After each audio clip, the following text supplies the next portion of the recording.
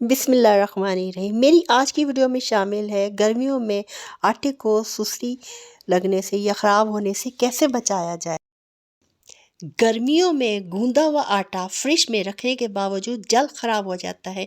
इसकी वजह क्या है? इस वीडियो में इस वजह को बताया गया है।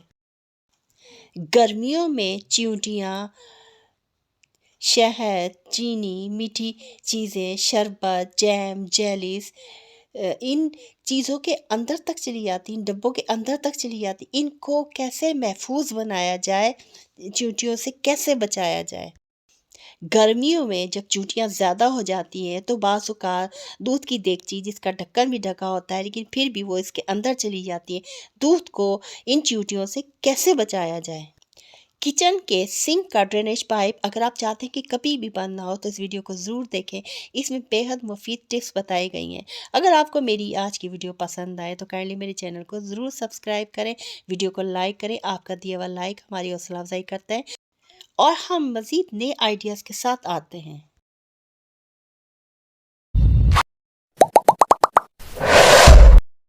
अस्सलाम वालेकुम my YouTube family, welcome to my YouTube channel Fahmi's cooking and kitchen hacks. आटे को परफेक्ट तरीके से गूँधने के लिए सबसे पहले ज़रूरी चीज़ है वो पानी है। मैं हमेशा बॉइल्ड वाटर यूज़ करती हूँ। ये देखिए मेरा एक देगचा हमेशा गर्म पानी का, उबला हुआ पानी का रखा होता है। खाने में पकाने में मैं बॉइल्ड वाटर यूज़ करती हूँ। आटे में जो मैं ज़रूरी चीज़ें शामिल करती हूँ वो मैं आज आपसे शेयर कर रही हूँ। इसमें मैं आटे में जो शामिल करती हूँ मकई, नमक, ऑयल और बेसन। बेसन जैसे कि शुगर के मरीज़ों के लिए भी बहुत अच्छा होता है। इन तमाम चीज़ों को मैं आटे में शामिल करके इससे रोटी बहुत ही मुलायम, फूली हुई और दूसरे दिन भी ऐसी नरम रहती है, वो ड्राई नहीं होती, बहुत मज़े की बनती। इसके लिए मैंने बेसन के 2 चम्मच लिए हैं। अपने हिसाब से लेना है आपने बेसन, आटा जितनी मिक़दार आटे की लेनी है उसके हिसाब से आपने चम्मच लेने हैं। आप देख सकते हैं कि आटा मैंने कितना लिया हुआ है, कितना है, अपने फैमिली मेंबर के हिसाब से आटा लेना है। और बेसन मैंने 2 टेबल स्पून डाले, मकई का आटा भी मैंने 2 टेबल स्पून भर के इसमें मैंने शामिल किए हैं। इसके बाद मैं इसमें जो चीज़ शामिल करती हूँ सॉल्ट। सॉल्ट से आटे में, रोटी में बहुत अच्छा सा जायका आता है। बहुत ही छोटी सी चम्मच मैंने हाफ़ टी स्पून शामिल की है। इसे सब चीज़ों को मिक्स कर लें। आटा, मकई और बेसन को अच्छी तरह मिक्स कर लें ताकि सब चीज़ें यकजान हो जाए। गूंदा हुआ आटा बहुत जल्दी ख़राब होने की सबसे अहम बड़ी वजह पानी होती है। पानी जो कच्चा इस्तेमाल किया जाता है उसमें जरासीम होते हैं। जरासीम उस आटे को जल्दी से ख़राब कर देते हैं, इसलिए हमेशा पानी उबला हुआ लेना चाहिए। इस आटे में मैंने 2 स्पून ऑयल के शामिल किए हैं। ऑयल से रोटी बहुत नरम व मुलायम बनती है। इसके बाद जो अहम चीज़ मैंने इसमें शामिल की है उबला हुआ पानी है। अगर गर्मी है तो आम पानी लेना है, अगर सर्दी है तो उसे हल्का सा गर्म कर लें। इससे आटा बहुत मुलायम गूँधा जाता है। आटा गूँथते वक़्त अगर किचन ग्लव्स पहन लिए जाए तो बेहतर रहता है। अगर किसी को हाथ की एलर्जी है, स्किन का प्रॉब्लम है या वैसे भी वो चाहते हैं कि घर के किचन के काम करते वक़्त ग्लव्स पहने जाएँ तो किचन ग्लव्स पहने जा सकते हैं। मेरी एक वीडियो पहले भी इस पर बनी, बहुत तफ़सील के साथ मैंने तमाम ग्लव्स के बारे में बताया, किचन के लिए कौन-सा ग्लव्स इस्तेमाल करें। आप देख सकते हैं कि मैंने कितना बड़ा देगचा उबले पानी का रखा हुआ है, पानी को बॉयल करने के लिए, और वो भी मैंने स्टील का रखा है। स्टील का इसलिए रखा है कि स्टील का बर्तन ब्लैक नहीं होता, वो काला नहीं होता। जैसे सिल्वर के बर्तन में अगर आप करेंगे तो वो कुछ दिनों के बाद ख़राब हो जाता है। स्टील का बर्तन बिल्कुल भी ख़राब नहीं होता। अब मैंने आटे को एक दफ़ा मुक्की दे दी है, एक दफ़ा यानी कि एक दफ़ा गूँध दिया है। आटे को सिकरी से बचाने के लिए कि इसके ऊपर जो पपड़ी सी जम जाती है, इसके लिए मैं एक बहुत ही ज़बरदस्त तरीका करती होती हूँ, जो बहुत ही फ़ायदेमंद है। इसके लिए मैंने बाज़ार से ये थैलियाँ ली हैं, किलो के हिसाब से मिलती हैं। जैसे शॉपिंग बैग्स होते हैं लेकिन ये थैलियाँ हैं, ये 2 लीटर दूध के लिए भी होती हैं और 1 लीटर दूध के लिए भी होती हैं। दूध वाले ग्वाले इसमें दूध डालकर देते होते हैं। तो इससे मैंने लिया हुआ है और ये थैलियाँ बड़े काम की होती हैं। अगर हम बाज़ार से भी हमारे घर में जो शॉपिंग बैग्स आते हैं वो इस्तेमाल कर सकते हैं, लेकिन वो यूज्ड होते हैं, उसमें डस्ट भी हो सकती है, इसलिए जब भी उसे इस्तेमाल करें आटे को ढकने के लिए, कवर करने के लिए, तो उसे पहले अच्छी तरह वॉश कर लें ताकि उसके अंदर से डस्ट वगैरह कोई भी अनहाइजीनिक चीज़ निकल जाए। अच्छी तरह वॉश करके उसे फिर इस्तेमाल करें। अब ये थैली मैंने एक ली है, इस थैली को भी मैं काटूँगी। काट कर ये 2 हिस्से हैं, एक हिस्सा तो मैं इस आटे के ऊपर दे दूँगी और फिर दूसरा हिस्सा रख लूँगी। दोबारा जब आटा गूँथना होगा फिर मैं इसे इस्तेमाल करूँगी। ये थैलियाँ घर में आप लाया करें। ज़िप बैग्स तो काफ़ी महंगे आते हैं, लेकिन थैलियों में खाना बच जाए, चावल बच जाए, कोई चीज़ बच जाए तो उसे फ्रीज़र में या फ्रिज में भी रखा जा सकता है। फ्रीज़ करने के लिए बहुत बेहतरीन रहती हैं, कम जगह घेरती हैं और ये कम यानी कि लो प्राइस की मिलती हैं, कॉस्ट इतनी नहीं होती। ज़िप बैग काफ़ी महंगे होते हैं। अब एक दफ़ा मैंने आटे को मुट्ठी देकर रख दिया था, कवर कर दिया था इस बैग्स की जो थैली थी उसके कवर से। दूसरी दफ़ा फिर मैंने मुट्ठी दी है। ये क्योंकि आटा जब भी गूँधा जाता है इसे 2 मुट्ठियों में गूँधा जाता है। कुछ वक़्फ़ा दे दें जब तक आप दूसरे घर के काम कर लें अच्छी तरह। फिर देखें मैंने कितनी अच्छी तरह ज़बरदस्त तरीके से आटे को गूँध दिया।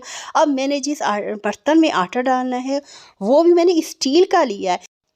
स्टील के बर्तन में खाना या आटा रखने से ये फ़ायदा होता है कि स्टील बहुत जल्दी ठंडा होता है और काफ़ी देर तक ठंडा रहता है। अब इस आटे को थोड़ी देर तक बाहर रखें, इसका टेम्परेचर नॉर्मल हो जाए, फिर इसे फ्रिज में रखना है। गर्मी में आटे को सुसरी से कैसे बचाएं? ये घर में इस तरह के कंटेनर होते हैं जिनमें आटा रखा जाता है, लेकिन गर्मी में इनमें सुसरी भी पड़ जाती है, आटा ख़राब हो जाता है। तो सुसरी से बचाव के कई तरीके हैं। आटे को हम किस तरह महफूज रखें, तो उसके लिए तेज़पात के पत्ते भी होते हैं, तेज़पात के पत्ते भी रखे जाते हैं। लेकिन मैं आज जो टिप आपसे शेयर कर रही हूँ वो है ये सॉल्ट की। सॉल्ट ये लेना है, ये लाहौरी इसको कहते हैं नमक। इस तरह का पत्थर होते हैं जो इस तरह का लेना है, आटे के हिसाब से लेना है कि आटा जितना है उस हिसाब से इसकी। ये मेरे पास इतना, ये मेरे हाल में ये 10 केजी का है तो 7.5 होगा, 7 केजी का होगा। ये एक टुकड़ा सबसे नीचे ये डालूंगी। इसमें से पानी जो निकल आता है ना पानी, वो इस तरह नहीं निकलेगा क्योंकि आटे में रख रहे हैं। अगर बाहर रखेंगे खुली हवा में तो ये जो पत्थर होता है ये हवा की मॉइस्चर लेकर ये पिघलता है, तो इसमें पानी पानी सा भी निकलता है, पिघलता है। मैं आपको दिखाती हूँ पीस किस तरह होता है। इसको पूरे ये टुकड़ा है नीचे रख लें, नीचे रख, बिल्कुल नीचे नीचे लास्ट में नीचे रख कर अब एक टुकड़ा ऊपर रखते हैं ऐसे।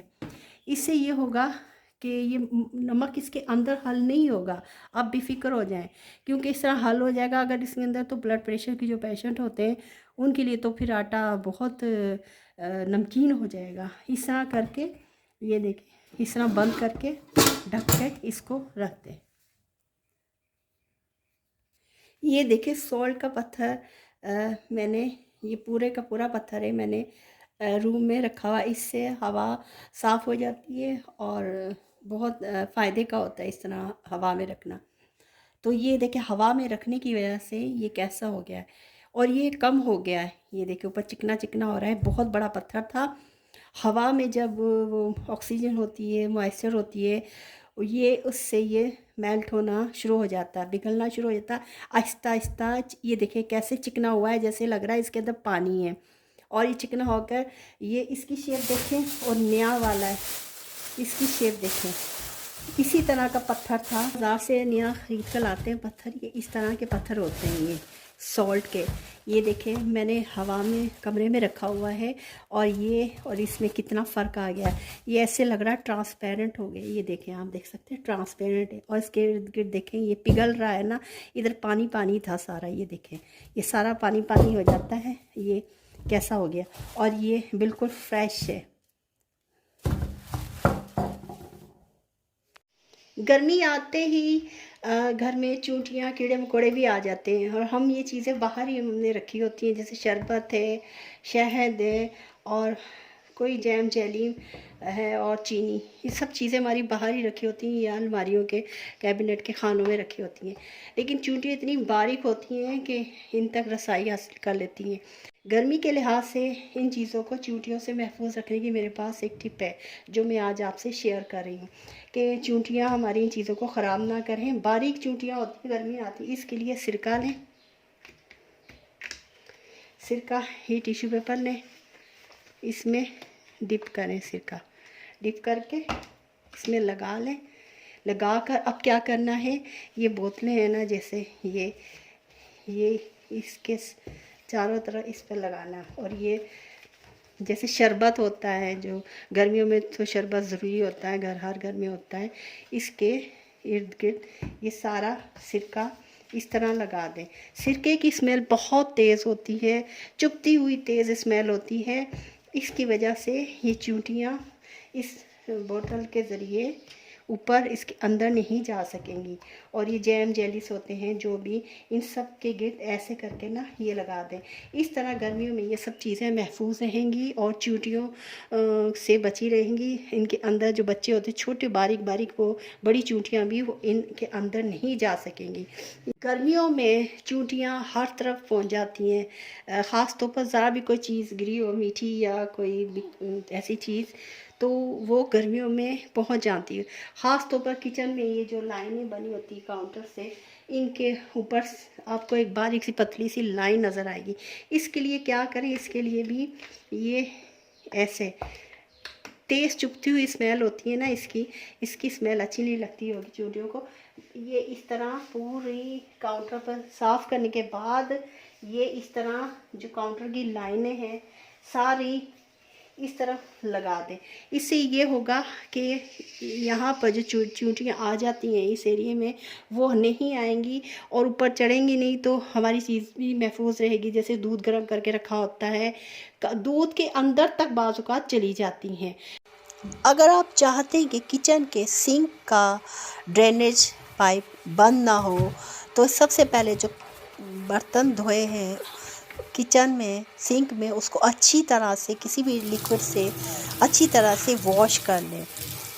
जब आखिर में बर्तन धोने के बाद हम सिंक को धोते हैं, वॉश करने के बाद एक देगची में पानी को बॉईल करना है।